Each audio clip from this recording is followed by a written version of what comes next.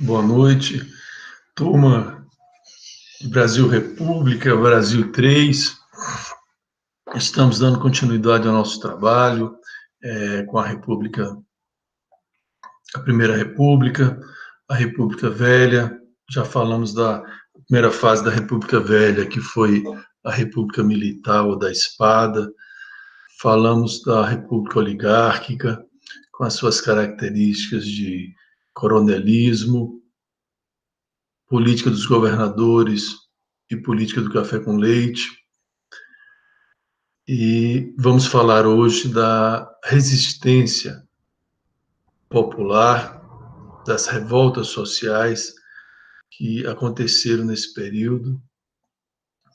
E, mais uma vez, trazendo, né, a desconstrução de um senso comum de que no Brasil não se resiste à opressão, né?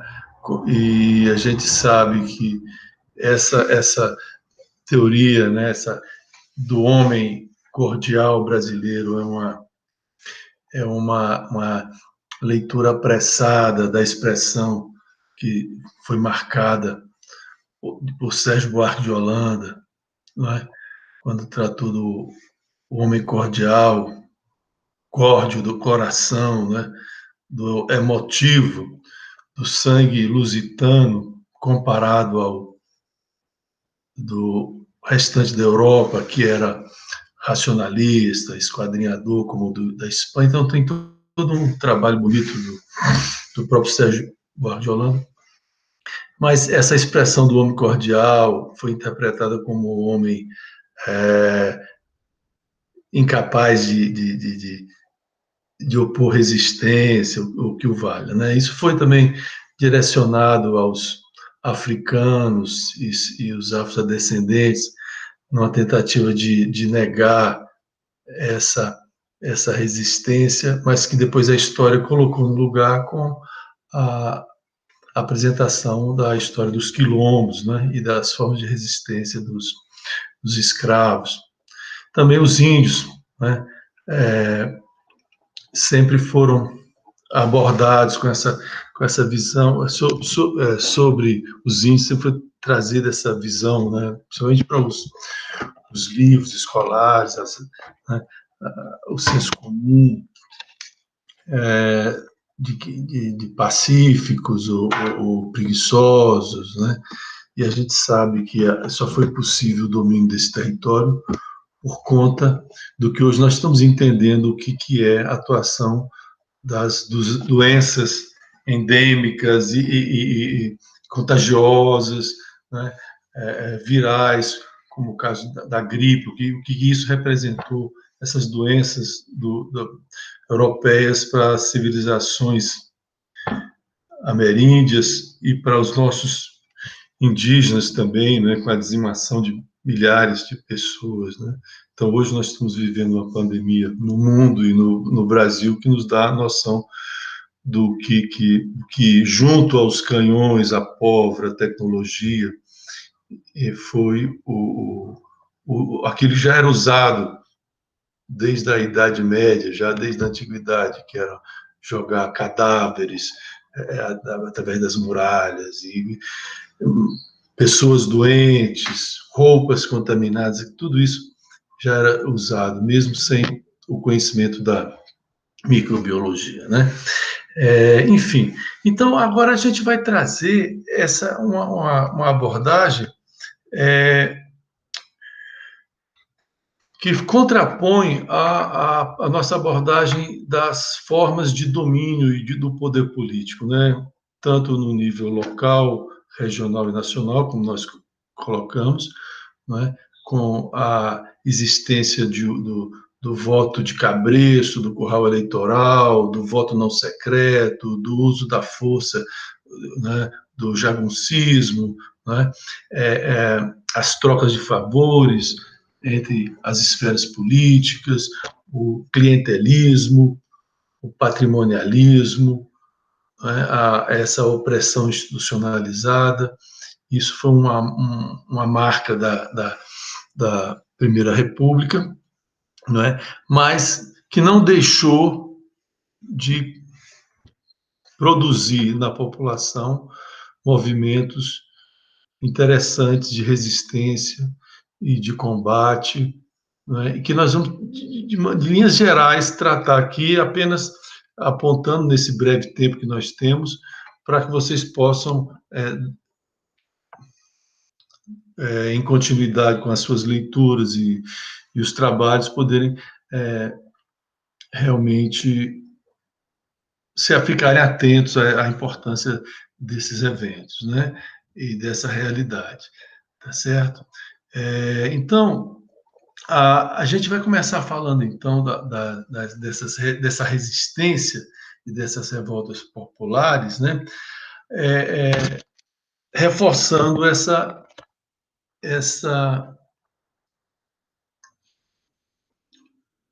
atitude, né? Que, de alguma forma, desconstrói uma visão já muito repetida e que até hoje, a gente percebe que ainda ficamos atônitos quando comparamos com outros povos e a gente percebe que existe sempre essa crítica sem levar em conta outras questões que merecem ser consideradas. Então, em termos de compreensão do que se trata, do que nós estamos falando, é importante dizer que essa resistência ela teve formatos diferentes, né? Elas são classificadas de forma diferente, embora sejam das camadas subalternas em relação ao poder instituído, elas tiveram motivações, tiveram sujeitos sociais diferentes e palcos diferentes, né? Locais com características diferentes, né? Ora na cidade, ora no campo, no sertão, ora nas campanhas, nas Campinas do Sul, né? Nos Pampas, enfim. E então nós podemos classificar da seguinte maneira, são classificadas da seguinte maneira, né? Os movimentos messiânicos, tá? O cangaço, as revoltas urbanas e o tenentismo. Então nós temos aí quatro categorias, né, de tipologias, né, de resistência, de movimentos armados e de conflitos. Né? Os movimentos messiânicos, como o nome diz, tem um cunho religioso, sagrado, não é? Em torno de uma ideia salvacionista, milenarista, transcendental, religiosa, né? Com um líder carismático, religioso, não é? Que foram vários, e em várias regiões do Brasil e épocas, não é? O cangaço já foi classificado como um banditismo social, né? Bandos armados que faziam frente aos bandos de jagunços e às volantes, tanto do poder público quanto dos fazendeiros oligarcas, né? Em Minas Gerais, não é? Se os messiânicos foram vários, né? Como Canudos, Contestados, Santa Dica em Goiás, a própria liderança do Padre Cício, do Ceará, o cangaço também foram vários movimentos e bandos, vários líderes. Dentre os mais conhecidos nós temos Antônio Silvino, depois de vários, né, que já existiu, o próprio Lampião, Corisco, né? Enfim, tudo isso no caso do cangaço, na região do Nordeste.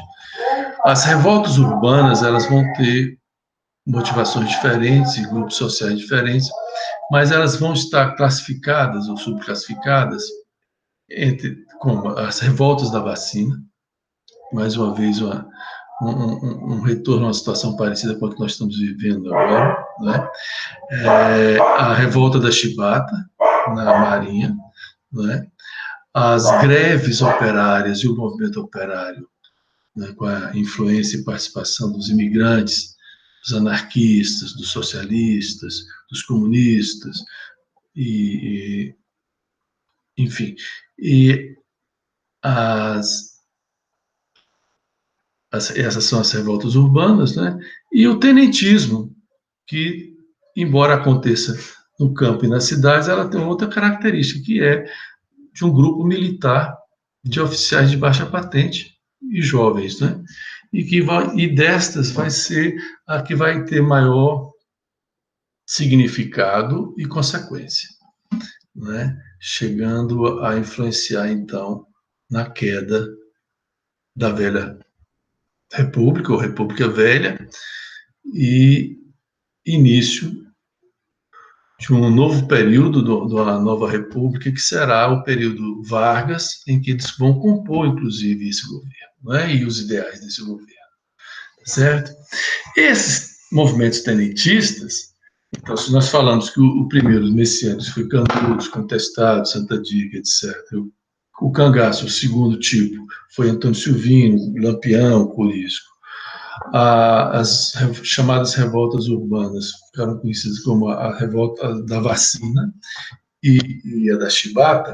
Nós vamos ter, dentre os movimentos tenentistas, os mais conhecidos, o chamado 18 do Forte de Copacabana, Praia Vermelha, né? A revolta de 1924 em São Paulo, de onde vai sair o desdobramento para a coluna Prestes, Miguel Costa, né? Então, se unindo com uma revolta do Rio Grande do Sul, esses dois grupos se encontram e vão fazer o mais importante movimento da época, chegando a influenciar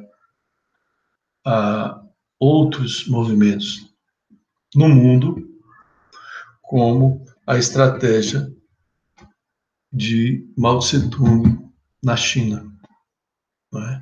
Então, a revolta, a coluna Prestes, Miguel Costa, vai ser conhecido como um dos maiores, se não o maior movimento de marcha militar a pé e a cavalo da história, superando as conhecidas da antiguidade, né? E depois será copiada, né, por Mao Tse-tung, vai ser inspiradora e dos movimentos guerrilheiros. Nós vamos ter, dentre eles, a Revolução Cubana, né? E o Luiz Carlos Prestes, um dos líderes do movimento e que vai se acender como principal mais tarde, ele ficará conhecido como Cavaleiro da Esperança, né? Vai ser um movimento que cada um deles nós vamos tratar, um movimento que não foi derrotado, não foi vencido em 50 confrontos com o exército brasileiro em alguns anos, e a gente vai tratar de tudo isso nesse intervalo, nesse bloco, né? Então, nós vamos começar falando, então, contextualizando aquilo que foi caracterizado como movimento messiânico, né? Então, a gente tem aí uma situação, né, que, para além da característica de ter uma liderança religiosa e tudo mais, é importante situar a condição, contextualizar socioeconomicamente essa questão. Veja, nós estamos no início do século XX, quando vamos ter esses movimentos, final do século XIX, início do XX, porque Canudos faz parte desse contexto, mas é importante a gente salientar que o Brasil estava passando por um problema de terras, de ocupação de terras, um problema fundiário, né, que tem início com o processo de abolição, não é? Quando o governo começa a planejar para atender a situação de pressão inglesa e tudo mais através dos tratados e tudo que tinha feito, não é? De um lado, e a pressão dos escravocratas de outro, o que nós vamos ter? Nós vamos ter soluções intermediárias que vão protelar a abolição, mas nesse intervalo a gente vai ter, coincidindo com a imigração, políticas de imigração, para substituição de mão de obra escrava, para colonização, não é? A gente vai ter, depois para até branqueamento da raça, né? Como se dizia, a gente vai ter leis que vão tratar não só do comércio, mas da posse e propriedade de terras, que vai ser a famosa Lei de 1850, a Lei de Terras. Então é importante vocês se atentarem para recordarem, nós já vimos isso em disciplina anterior, que é o momento em que, se você tem o Bill Aberdeen, que vai proibir, a lei que proíbe o tráfico negreiro, uma lei estrangeira que permite que a Inglaterra prenda navios, etc., confisque a carga, né, como aconteceu, a gente tem, simultaneamente, a Eusébio de Queiroz, que proíbe o tráfico interno. Né? E aí precisa se solucionar a questão da mão de obra. E uma das ideias de solução foi o quê? Que sustentou essa lei, né? Mas que ficou encoberto nos seus interesses, né? Mas vamos ao fato. Então, uma lei que permite que proprietários de terra tenham preferência na compra de terras circunvizinhas, né, limítrofes, que só vai ser considerado proprietário de terra quem tiver escritura, onde a maioria da população é analfabeta, onde nós temos o coronelismo, o clientelismo e todo o arranjo oligárquico no poder.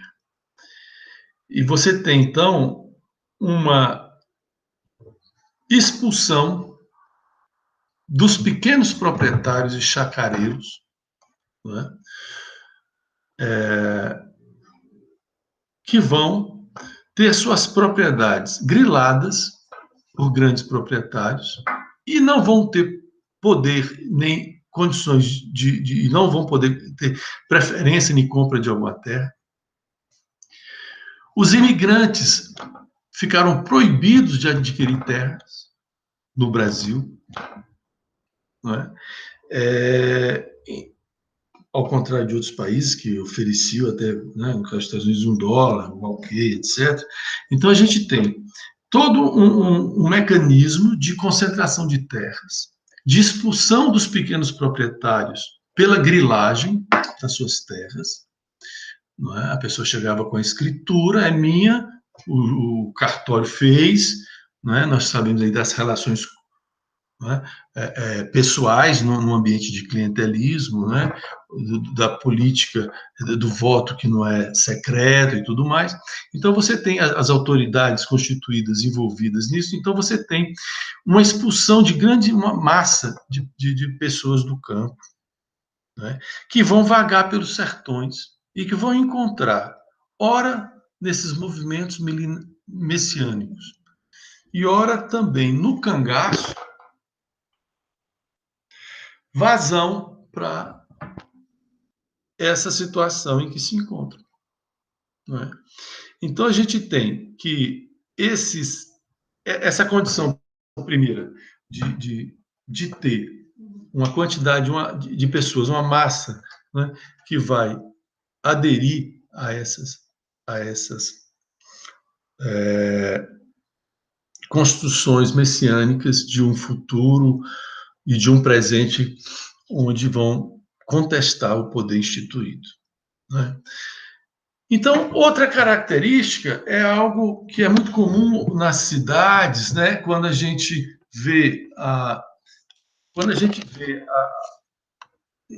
as igrejas fundamentalistas, né, fazendo um papel em que as pessoas encontram lá o conforto espiritual e também a cura das suas enfermidades físicas. Encontram na comunidade de uma religião uma fraternidade e uma convivência social da qual eles estavam excluídos na grande sociedade.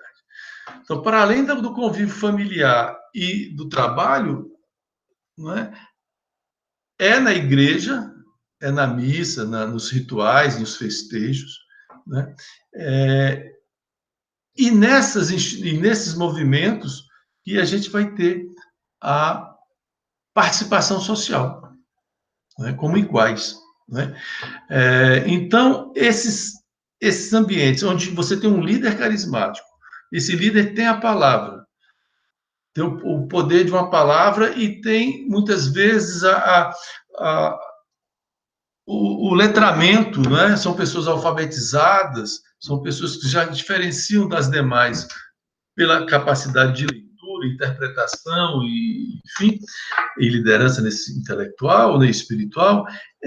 Então, a gente tem isso em regiões rurais. Se hoje a gente tem o fundamentalismo nas grandes cidades, nas periferias, isso acontecia nas zonas rurais, não é?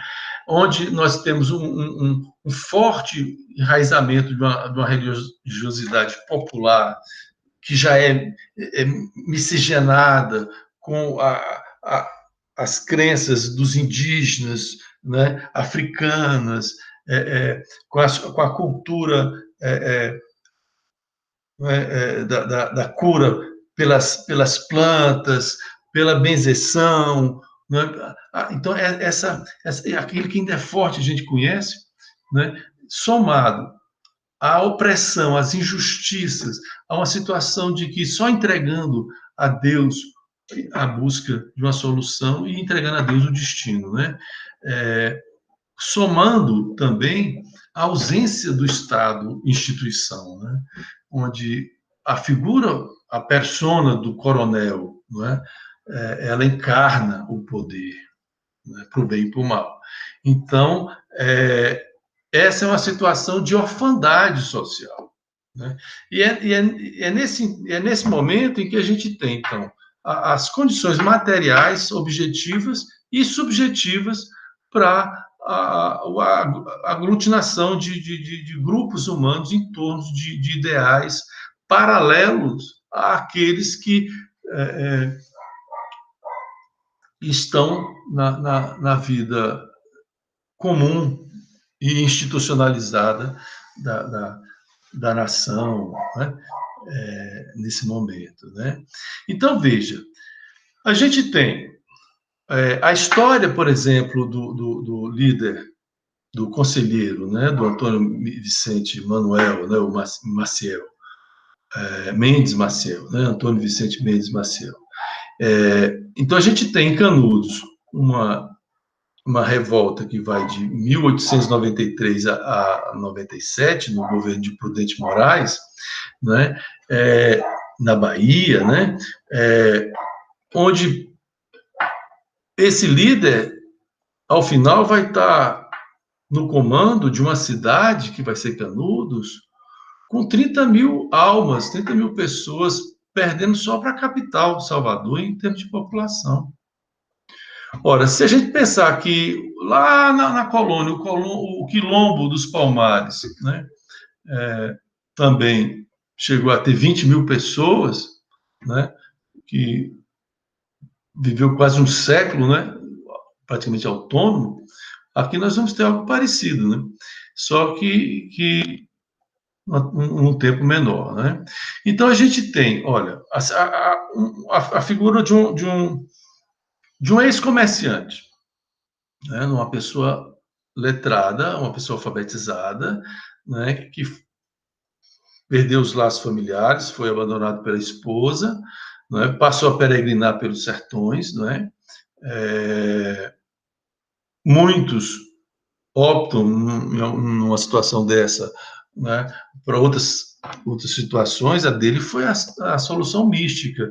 Ele passou, então, a viver uma espécie de penitência, né, de missão, quase que franciscana, vamos dizer assim, né, vivendo como se fosse da ordem dos mendicantes, né, ou seja, um peregrino que fazia serviços gratuitos, né, do que ele conhecia, o domínio da arte de pedreiro, né, da técnica de construção. Ele reformava cemitérios, igrejas, né, sem cobrar nada, e recebia um alimento, uma coisa. Então, isso foi sendo reconhecido, né? E, aos poucos, ele foi aglutinando em torno de si pessoas que iam seguindo, ajudando e criando uma forma de vida, né? Então, nesse momento da passagem do século e da criação da República, então a gente tem várias injustiças institucionalizadas através de cobranças de impostos indevidos, né? Abusos policiais, né? Então, essa ideia de se criar um mundo espiritual na Terra, né, um paraíso na Terra, que vai ser comum também aqui em Goiás, em Santa Dica, 7 léguas de paraíso, né? Então, que também vai ter essa demarcação e a constituição de uma comunidade onde não tem propriedade privada, né? Um estilo de vida comunitário, né? Regido pela espiritualidade, pela religião, né? Onde não se tem venda de bebida alcoólica, prostituição, onde se tem escolas, né? Também, né? Arremedos que sejam, mas existiam, né? Leis próprias, né? E também uma certa desprezo pelas leis do país. Ignoravam, não faziam questão de cumprir, né? E até mesmo a questão de demarcar o território da comunidade, né? Então, o que vai acontecer? Nós vamos ter, ora, se esses grupos começam a regimentar pessoas sem terra, sem teto, pessoas que não têm trabalho, né, que não têm como sobreviver, não é? E elas começam a trabalhar e colher o fruto do seu trabalho, começam a ter um alimento espiritual. Não é? O que vai acontecer? Vai acontecer, tal como aqui em Goiás, aconteceu o esvaziamento, inclusive, da festa de Trindade, né? Quando, perto de Pirinópolis, em Lagolândia, a Dica, né, vai comandar essa comunidade. Então, essas pessoas vão faltar nas fazendas, no sentido de que os braços que poderiam estar trabalhando no lugar dos escravos, né, e que foram expulsos das terras, daí, etc., e agora estavam trabalhando para elas mesmas, né, e não para o sistema agrário da época, né.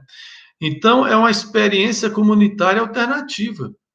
É interessante que, quando a gente fala em alternativa, remete à expressão da contracultura, das comunidades alternativas, né? Que foi também aí já foi cultura de jovens, né? Contracultura. Então, veja, nós vamos ter, no caso de Canudos, toda uma orquestração da resistência já do poder instituído a essa realidade, esse grupo, via forças federais, forças estaduais e a própria igreja, esvaziada, né, pela concorrência desse líder carismático, né, nos dízimos, nas ofertas também, né, nas suas festas religiosas, e os fazendeiros, por conta dos braços, né, que estavam sendo desviados para essa comunidade, né? O exemplo perigoso que isso dava, né? Então, isso tudo vai ser... e foi muito bem trabalhado em filmes clássicos, principalmente do cinema novo de Glauber Rocha, né? Deus e o Diabo na Terra do Sol, o dragão da maldade contra o santo guerreiro, enfim, que vai trazer uma espécie do que seria o nosso faroeste brasileiro, né? Bom, então várias expedições militares vão ser encaminhadas para destruir esse arraial de Canudos, né? E vão ser derrotadas. E a gente tem que toda uma experiência do Sul, né? Em guerras, vai ser colocada para combater essa população sertaneja. E a gente vai ter que, ao final, né, isso vai ficar retratado de uma forma belíssima num trabalho de um jornalista, Euclides da Cunha, em Os Sertões, e onde essa reportagem, né, um dos primeiros repórteres investigativos, né, vai se transformar num clássico da literatura brasileira, onde ele começa a abordar essa história como se fosse tratar de um bando de bárbaros, de selvagens, de incivilizados, e vai terminar sua obra se rendendo ao que ele chama do que o sertanejo era um forte, né? E vai chamar a atenção para o fato de que Canudos foi incendiada, foi destruída, né? Foi dizimada, e que nem mesmo seus últimos combatentes, né? 2 homens feitos, um velho e uma criança, foram culpados, né? Foram os últimos a morrer em batalha, né? E não se teve, né, prisioneiros praticamente de Canudos, né? Foi um extermínio. Mas antes disso acontecer, Canudos cortou a cabeça de vários comandantes e tropas, incluindo o corta-cabeças, que foi conhecido, que era o general do Sul, né? Enfim, é importante também lembrar que Canudos ele é uma representação e que vai ser uma espécie de modelo para o estudo desses casos, né? Onde a gente vai encontrar, por exemplo, entre o Paraná e Santa Catarina, numa região chamada de Contestado, que justamente era contestado pelos 2 estados, né? E diante da presença de empresas, tanto de ferrovia como de madeireiras estrangeiras, né? Mesmo com o nome de Brasil, como era no caso da Brasil Highway, né? Demissões, o desemprego e essas pessoas assentadas na fronteira, né, junto às estradas, né, da estrada de ferro e tudo mais, e se apropriando dessa terra para sobreviver, sendo expulsos e resistindo, e tendo a presença de um líder, né, religioso, José Maria, né, que depois esse monge, né, José Maria, vai ser substituído por um outro indivíduo depois da sua morte, que vai também ser chamado de José Maria para dar continuidade até a essa luta, né?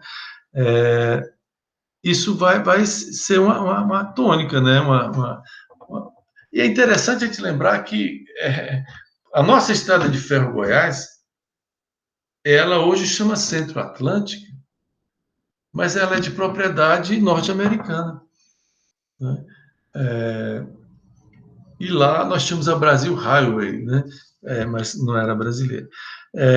Então, nós vamos ter essa construção de uma espécie de monarquias celestes, né, como foi em Canudos, como vai ser lá também, com governo próprio, normas, né, igualitárias, a perseguição violenta desses coronéis, né, e das tropas do governo, né, e se Canudos foi no final do século XIX, contestado vai ser em 1912, né, com a morte de José Maria em combate. Novos núcleos vão ser criados, né, e novamente destruídos, né. Se em Canudos a gente terminou com tropas com 5.000 soldados no último conflito, aqui nós vamos estar 7.000, né, com canhões, metralhadoras, né, contra essas povoações e núcleos, né. Santa dica, eu vou postar para vocês um pequeno filme de 20 minutos, que é um piloto do Carlos Delpino, que vai dar origem a filmes que foram feitos depois, e foi fruto da dissertação de mestrado de um professor da Universidade Federal, né? E esse movimento, o Lauro Vasconcelos, né, o professor que fez esse trabalho, que vai inspirar esse piloto. Esse piloto vai ser um mini documentário que o Carlos Delpino fez para apresentar, para conseguir financiamento para um filme, na verdade, né? Que depois vai ser feito por outras pessoas, ele não vai conseguir fazer esse longa. Bom, então a gente tem que a Santa Dica, Benedita Ferreira, né, era uma garota próximo de Pirinópolis, em Lagolândia, que desde pequena sofria arrebatamentos, né, desmaios, né, e num desses desmaios, aos 12 anos, ela é tida como morta, e quando já está sendo praticamente velada, ela desperta. Desperta contando que tinha tido visões de anjos e tudo mais, que tinha falado com ela. E a partir daí começa a ser registrado curas, não é? E então começa a ter o desenvolvimento desse carisma, né? E isso já vai ser mais adiante, né? Com a passagem para os anos 30. Então, Santa Dica, em Goiás, ela vai aglutinar já pessoas do Brasil inteiro, né? Então, nós temos em torno da cura, dos milagres, sempre tem a coisa do milagre junto, né? Do milagre, a, a, as ordens e as orientações que ela recebia desses anjos para constituir essas 7 léguas de paraíso, com esses ordenamentos, né, igualitários, com feições até monárquicas também, no sentido de autônomas, né, vamos dizer assim, não monárquicas, mas desvinculadas do poder instituído, né. Então, nós vamos ter que esse movimento ele vai ser combatido também, ele vai aglutinar essa população deserdada, vai incomodar a Igreja Católica, né? Vai esvaziar a festa de Trindade, ela vai se tornar uma líder política, inclusive, mais tarde, porque, tal como a gente vai ver com o Padre Cício também, no Ceará, em Juazeiro, né? Quer dizer, no caso dele, ele era uma liderança reconhecida e com influência nas eleições oficiais. Aqui, ela vai atrair jornalistas, artistas como Tarsila do Amaral, um jornalista do Rio Grande do Norte vai terminar se casando com ela e depois se tornando prefeito de Pirinópolis, né? Ela vai ser convocada a participar do combate à Revolução Paulista de 32, comandando um batalhão, o único batalhão que não vai ter baixa. Ela tinha entre os seus seguidores pessoas fugidas de outros movimentos, de outros estados, pessoas com ideias também socialistas, ou influência, além da religiosa. O fato de não pagar impostos. Então, tudo isso foi uma tônica, né? E aí nós temos que vai haver um massacre onde serão metralhados e fugirão para o Rio Jordão e conseguirão escapar, né, os seus seguidores. Ela vai ser presa, vai ficar presa, né? Ela foi usada também para enfrentar, foi convocada para enfrentar a coluna Prestes, mas ela vai se encontrar em separado com Siqueira Campos, que era um dos comandantes da coluna, e vai perceber que eles e vai deixar passar, como o Lampião também vai recebeu a patente de capitão Virgulino, era o nome do Lampião, e para combater a coluna Prestes vai receber armas e tudo, vai ficar com as armas e não vai combater, né?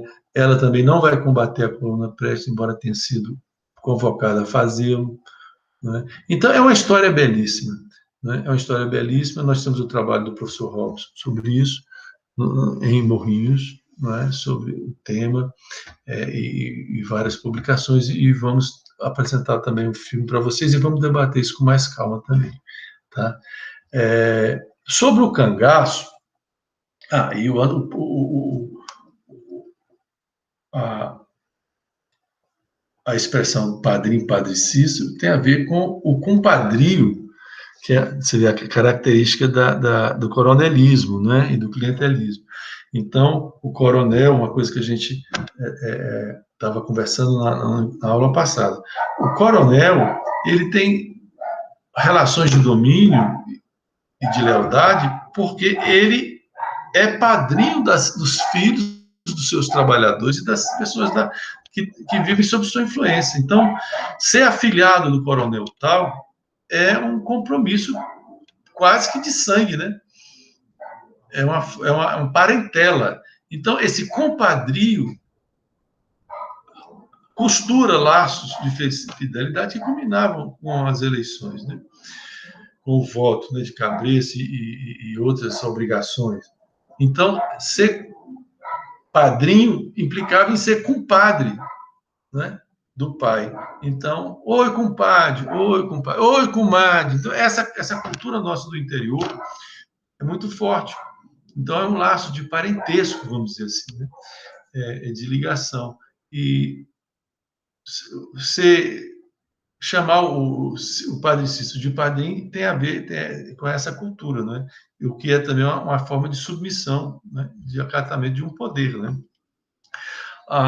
Com relação ao cangaço, a gente já também estava falando, e começamos na vez anterior, que é essa resistência armada aos grupos armados do poder instituído, né?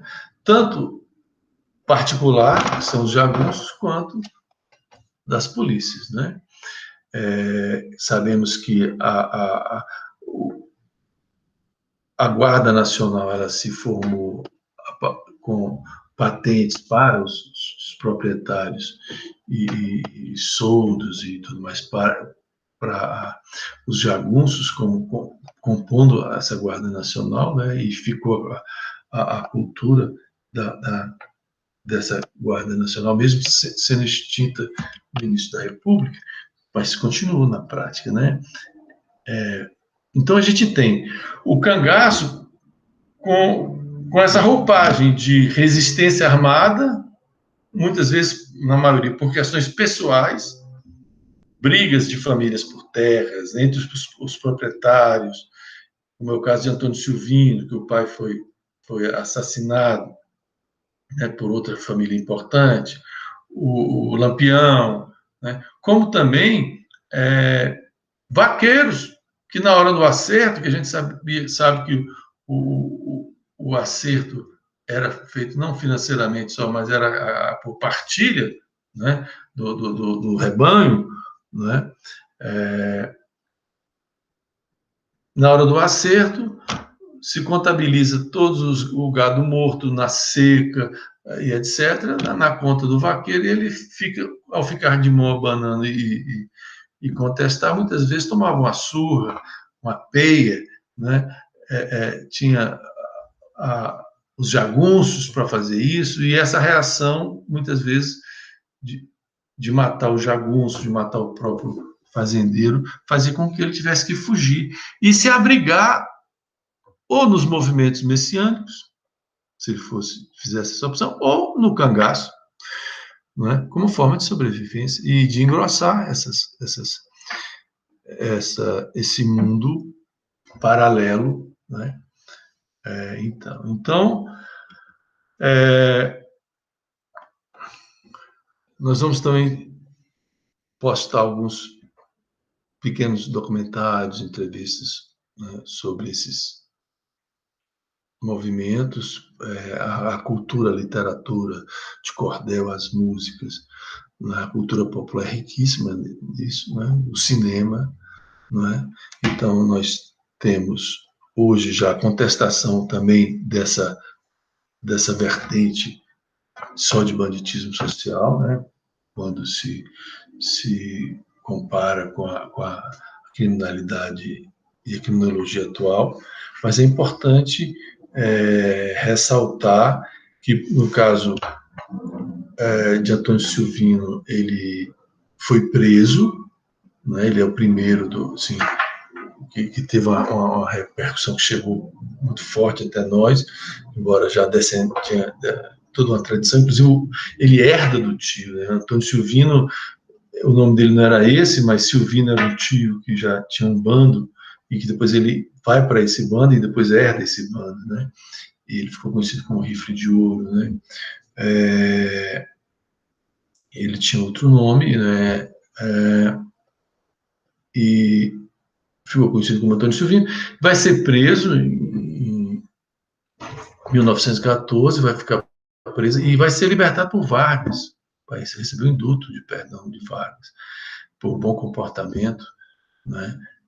Ficou preso em Pernambuco, ele era da Paraíba, o movimento dele ficava entre Paraíba e Pernambuco, né?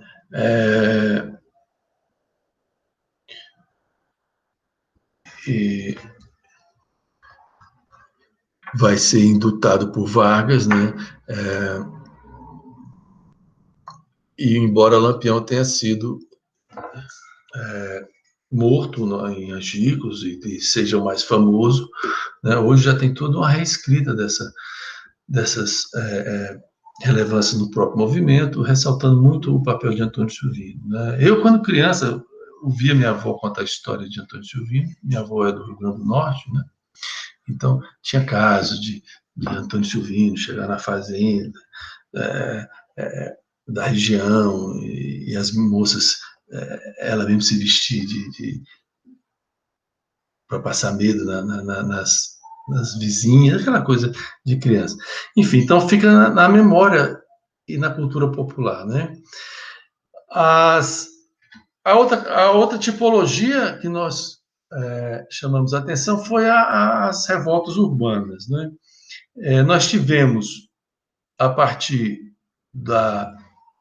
do processo de modernização, tentativa de modernização e de urbanização do Rio de Janeiro, né, no início do século, né, a gente vai ter, em 1904, né, essa revolta da vacina, a gente vai ter, nesse governo de Rodrigues Alves, que vai de 1902 a 1906, toda uma tentativa de transformar o Rio de Janeiro no cartão postal do Brasil, se aproximando do ideal de Paris e da arquitetura que começava a ser implantada no mundo, né, ocidental, com avenidas largas, né, praças, né, enfim, os prédios públicos do poder substituindo a centralidade geométrica, aquilo que pertencia às igrejas, passando a ser ocupado por outros edifícios e monumentos, né? Enfim, essa modernização arquitetônica, ela vai gerar, com a reforma do urbanista Pereira Passos, principalmente, né, a demolição, né, de várias habitações populares, né, os conhecidos cortiços, na Avenida Central, né, que hoje é a Avenida Rio Branco, né, vão ser demolidos. Né? Essas populações vão ser jogadas para a margem da cidade, né? Vão ocupar os morros, as encostas, né? Do que hoje são as favelas, que já estavam sendo ocupadas, inclusive, já de ocupação iniciada pelos ex-escravos, né? A gente comentou isso em função do nome de uma planta, né? Favela, enfim. Então, essa agressão que essa população vai receber, né? Essa tentativa de modernizar, né, a cidade e também a partir do desenvolvimento científico, da medicina, do saneamento, né, tentar fazer essa higienização da cidade, né, combatendo as epidemias, combatendo a doença provocada pela urina do rato, né, a peste bubônica, combatendo a febre amarela, né, do mosquito, a varíola, né? Então, todo esse combate, tendo a liderança de Oswaldo Cruz, né, como a gente vai ter também em seguida, Carlos Chagas, com a pesquisa combatendo a doença de Chagas. Enfim, a gente vai ter todo o Brasil com seus jovens estudando na França, essa elite brasileira que sempre teve aqui faculdade de medicina e de direito, mas que estudavam fora, né? Puderam trazer contribuições, né? E aí, incorporada à política de governo, nós vamos ter os portos do Rio de Janeiro com recusa de navios estrangeiros de aportar por conta de peste. Mortandade dentro de navio alemão. Não é? Doença do rato. A gente tem, então, toda uma propaganda negativa externamente com relação às doenças tropicais. Então, isso precisava ser combatido e resolvido. Não é? Isso vai tentar ser feito e de uma forma muito autoritária, né? Onde a reação popular, a incompreensão. Hoje a gente tem ideia do que é isso. Se hoje é difícil, no século XXI, com todo o conhecimento que a gente tem, alfabetização, todos na escola e tal, globalização, internet, acontecendo no mundo inteiro, é difícil manter o distanciamento social, isso vira questão política, imagina na época. Brigadistas né, indo nas casas com injeções imensas, né, como são as descartáveis de hoje, aplicando vacina, aplicando injeção nas esposas, né, nas mulheres dos trabalhadores que estão fora e que elas teriam que mostrar o braço para receber a agulhada. Isso virou charge de jornal, né, de paspins da época. A oposição começa a atacar, começa a fazer caricaturas disso, né? E o que vai culminar, inclusive, com a conhecida revolta da vacina no Rio de Janeiro, né? Onde, durante mais uns 3 dias, o Rio de Janeiro quebra. Então, houve uma tentativa de contemporaneizar, mas o governo conseguiu, usando a força, né, bombeiros, cavalaria, tropas, né, deportando os líderes dessas revoltas para o Acre, impor essa campanha. Né? Essa foi uma das revoltas urbanas que foi marcante no Brasil e no Rio de Janeiro. Uma outra ficou conhecida como Revolta da Chibata, e ela, porque aconteceu na Marinha, né? A Baía da Guanabara, ela permite geograficamente que os navios ancorados ali com seus canhões possam ameaçar a cidade. Mas o que está por trás dessa revolta da Chibata, a Armada foi anterior, né? Aqui é a revolta popular, nós estamos falando de resistência popular.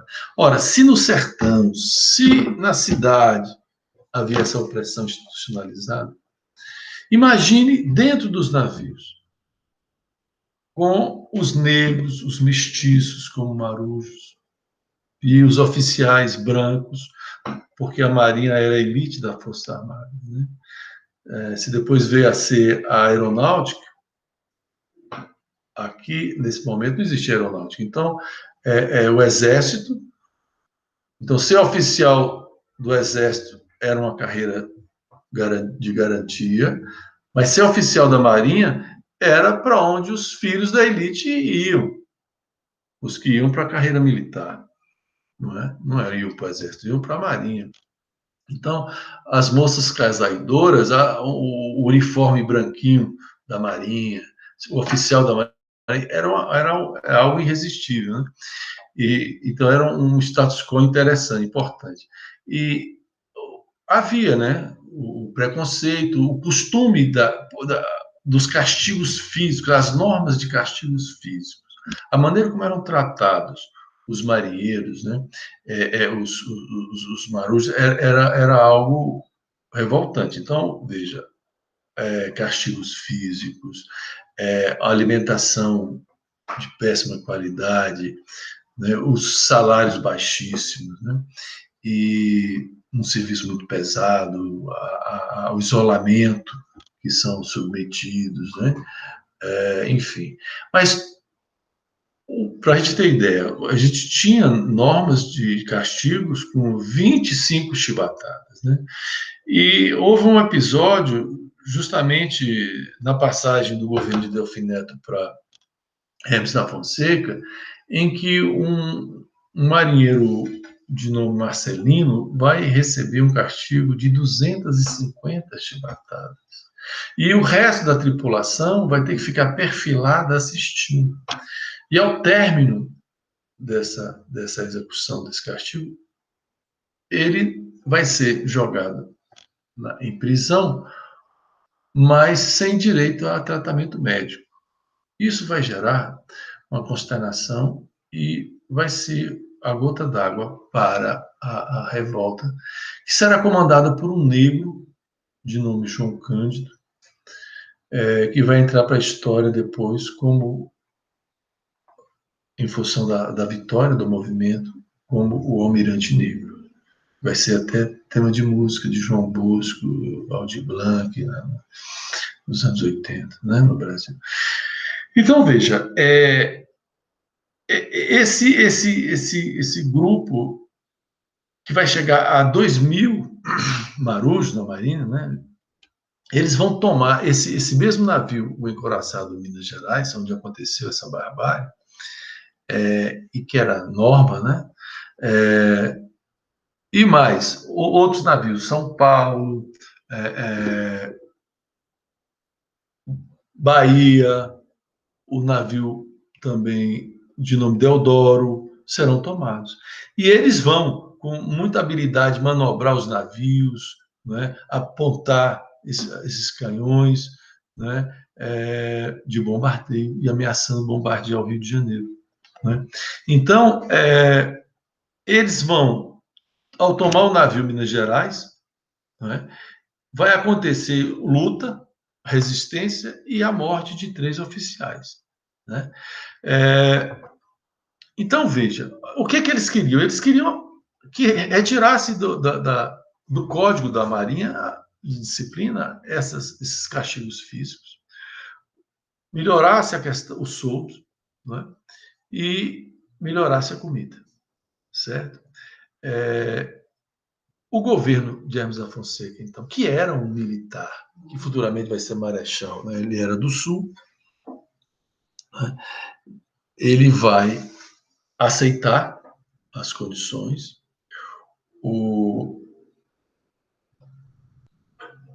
vai ser votada, né? Também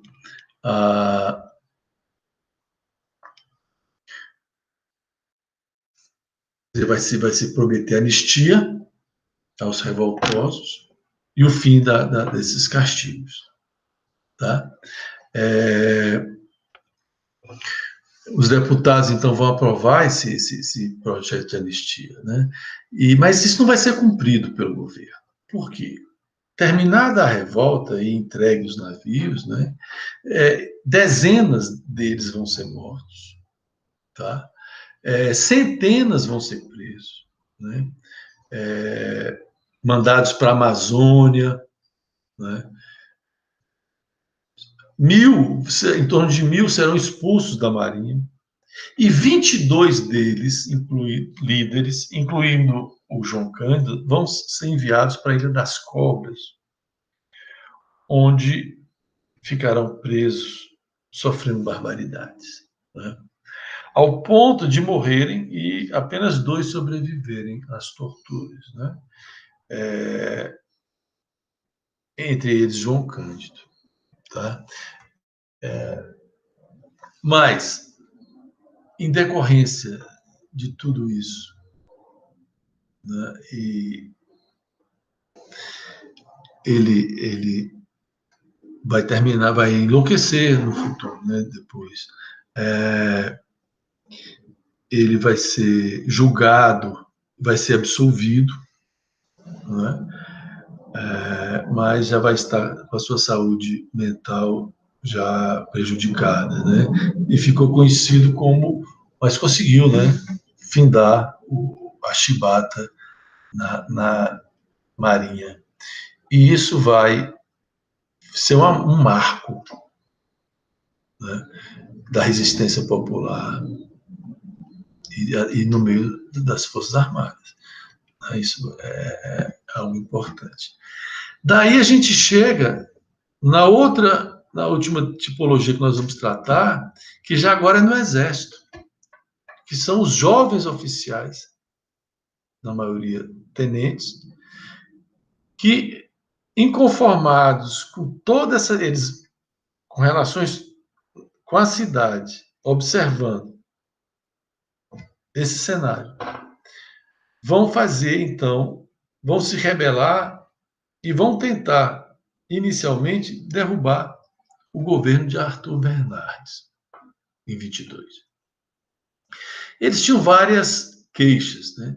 Então, o movimento não tinha influência socialista, nada disso. É uma tentativa de purificar o Estado brasileiro. Então, eles são contra o voto de cabresto, porque eles têm formação militar, eles têm influência do positivismo, que nós vimos lá no início da Proclamação da República, na Academia Militar, né? Eles são engenheiros, né? Eles têm estudos, eles estudam geografia, eles estudam política, eles têm a influência da cultura francesa. Eles, então, eles não têm um projeto de Estado e de governo. Não é isso. Eles simplesmente começam a se rebelar, exigindo pontualmente mudanças, reformas. A eleitoral, no caso do voto, contra a corrupção, né? Então, eles não tinham claro assim, um projeto, eles não apresentaram um manifesto à nação do que eles. Não tem nada disso. certo? Mas queriam a moralização da administração pública, o fim da corrupção, não, do voto de cabresto, dessas prepotências, né, dos oligarcas, né, dos poderosos, né, da economia e os coronéis, fazendeiros, etc. Né? Mas eles mesmos não defendiam coisas mais avançadas do que isso. Né? Queriam consertar o Estado brasileiro, né? Para depois se construir uma nação sadia. Né? Eles não eram liberais contra o Estado, ao contrário, eles, nessa vertente positivista, inclusive, eles defendem um poder centralizado, forte, né? A influência daquela ditadura positivista, né? No sentido de governo centralizado e não de fora da lei, né? Essa influência do cientificismo também, né? Eles são nacionalistas, né? Enfim, defendem a educação pública, a importância da educação pública, eles percebem na vida deles o que a instituição Exército pôde fazer via educação. A gente sabe que a igreja também fez e faz até hoje, em termos de educação. As pessoas pobres, quando têm acesso à educação via igreja, né, a transformação na vida das pessoas e da sociedade que isso pode gerar. E o positivismo tem esse viés da educação e da ciência. Né? E começa com a revolta de tomada dos fortes, um plano de tomar os fortes no Rio de Janeiro, né, as fortificações, né, no ano de 22, em 5 de julho, o Forte de Copacabana vai ser tomado, então, né, onde 18 tenentes e mais 300 homens, né, tomam esse poder, tentam impedir a posse de Arthur Bernardes, né, que vai ter o apoio do Rio de Janeiro, das tropas do Rio de Janeiro, para sufocar esse movimento. Tá? E é interessante a cena e uma foto clássica desse evento, que na calçada de Copacabana, com aquele desenho que a gente conhece, vem marchando alguns homens armados e dentre eles um civil, né?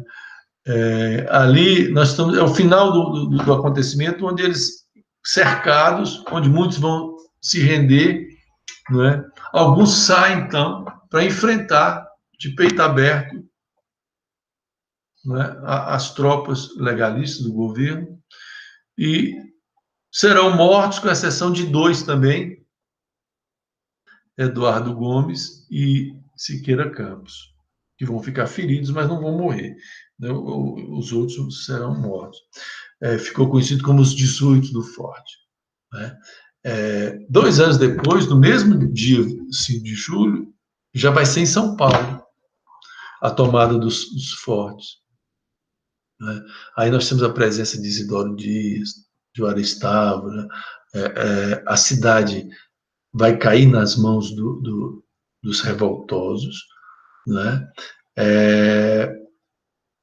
O governo vai se retirar da cidade, né?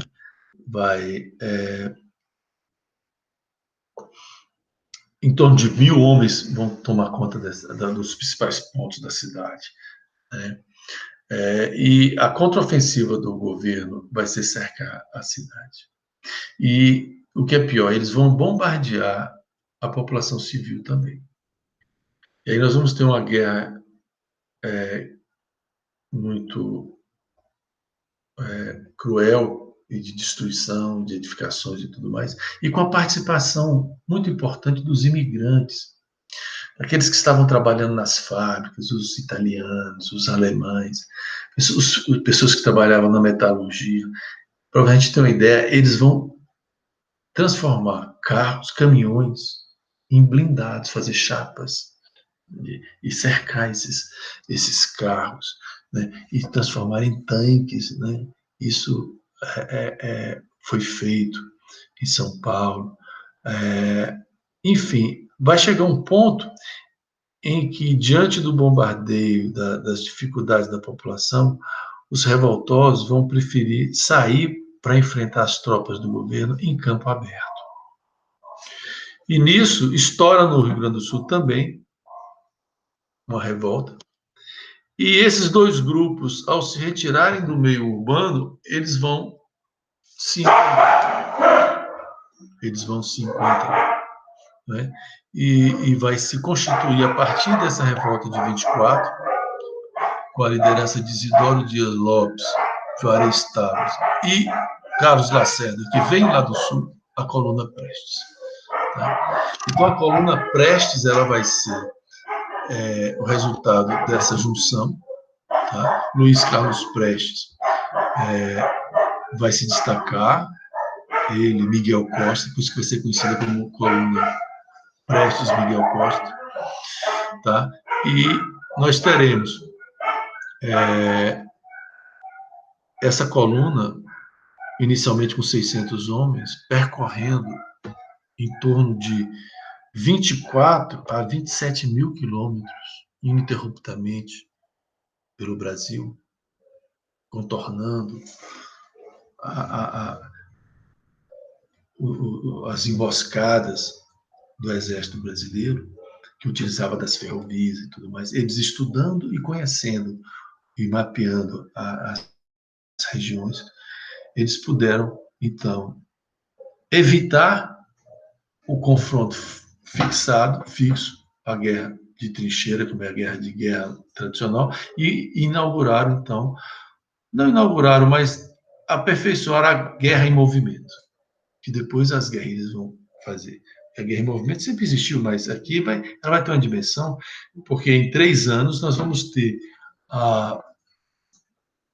esse hora mais, hora menos, findando com 800 homens no final, esse grupo que vai chegar a ter 50 confrontos com as forças do governo e nenhuma derrota. Né? Eles vão passar por Goiás 2 vezes, por isso aqui citamos o encontro com Santa Dica, vão passar pelo Nordeste, né? Enfim, e vão terminar saindo, se exilando na Bolívia. Não é? E são considerados vitoriosos porque nunca foram derrotados. Não é? Porque, então, essa foi a grande vitória, e por onde passaram puderam conhecer o Brasil e divulgando e, de alguma forma, atacando as práticas da República Velha e do governo de Arthur Bernardes. Né?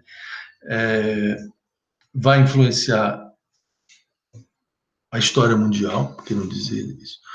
A genialidade estratégica de um Luiz Carlos Prestes merece ser reconhecida. Só depois, quando ele estava na Bolívia, é que o presidente do Partido Comunista, porque em 22 também se inaugura o Partido Comunista no Brasil, e em 17 tinha havido a Revolução Socialista, a Revolução Russa, né, então estava em ascensão, que vai levar para ele, na Bolívia, livros, né, do marxismo, do socialismo científico, vários autores, Lenin, Marx, etc. E ele vai se apropriar de uma mala, então, de livros e vai estudar o socialismo e se tornar, então, um socialista e vir integrar depois o Partido Comunista. Mas durante a coluna Prestes não tinha. Né? Ele vai ser convidado por Vargas, né, para compor essa Revolução de 30 e o governo Vargas, e não vai aceitar. Né? Vargas depois vai colocar como ministros, como interventores nos estados, para destituir as oligarquias regionais. Muitos dos tenentes, como Juarez Tavares e outro, o Leão do Norte. E eles vão ser a base, uma das bases do governo Vargas. Né? E o que se explica um pouco essa tradição que passa a ser tradição, né, de presença militar na política brasileira, se a gente pensar na proclamação da República, né, se a gente for pensar nas vezes que os militares né, participaram da política no Brasil, né, a gente vai ver que isso vai se tornando uma espécie de tradição até, né? É importante, então, a gente lembrar que ele depois vai ser preso por Vargas, né, após a intentona comunista de 1935, durante o governo Vargas.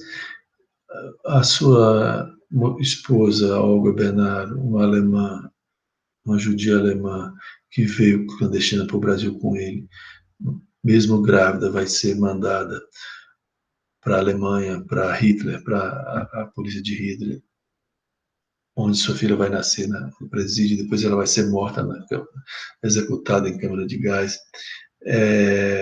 Ela era uma militante comunista que fez atos de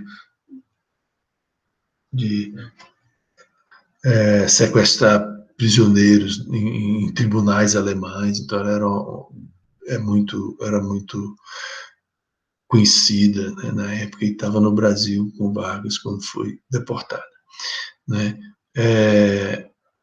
E depois nós teremos a prisão dele por 9 anos incomunicável, né?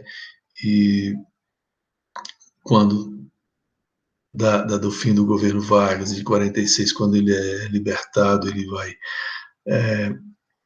Aliás, ele, durante a vigência do nazismo, ele vai chegar a se unir a Vargas contra o nazismo, convocando os comunistas a lutarem contra o nazismo, né?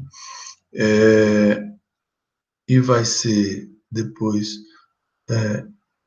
libertado e novamente no regime militar de 64 ele vai sair do país, vai voltar mais adiante, né? Com a anistia. Então, por hoje a gente fica por aqui e vamos com mais leituras. Então, bom trabalho a todos.